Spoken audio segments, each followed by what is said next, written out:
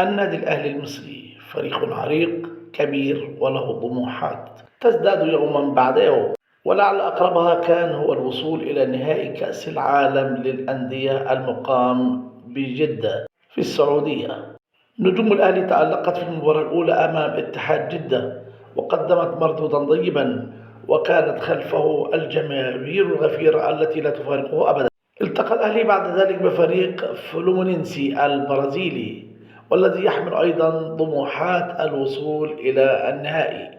وعلى رأسهم العجوز مارسيلو النجم المخضرم في فلومينينسي، واللاعب كينو الذي كان يلعب لنادي بيراميدز المصري سابقا، وهو لاعب سريع وذو مهارة فائقة. وقد نجح مارسيلو في تمثيل ضربة جزاء احتسبها الحكم دون تردد، ونفذها بنجاح لاعب فلومينينسي، في حين أن الحكم نفسه قد تغاضى عن ضربة جزاء صحيحة لمحمود كهربا، وهي أكثر وضوحا من تلك التي احتسبها لمارسيلو. واستمر اللقاء حتى أحرز فلومينينسي الهدف الثاني، وهزم النادي الأهلي رغم العديد من الفرص الضائعة، ورغم ما تغاضى عنه الحكم والذي كان يبدو موجها،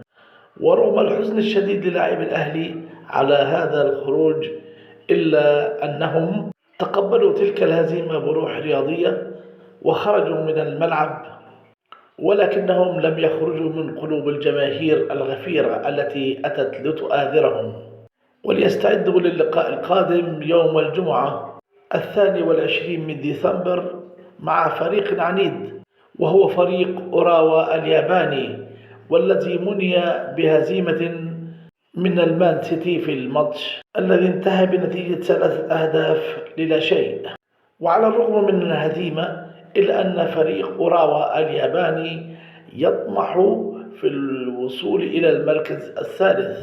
والفوز به ليحصل على الميدالية البرونزية، وكذا يطمح النادي الأهلي المصري، وبذلك يكون قد حصل عليه 4 مرات، وهو الرقم الذي لم يصل إليه أي فريق عربي. أخيكم بدر عشري، هواية وفن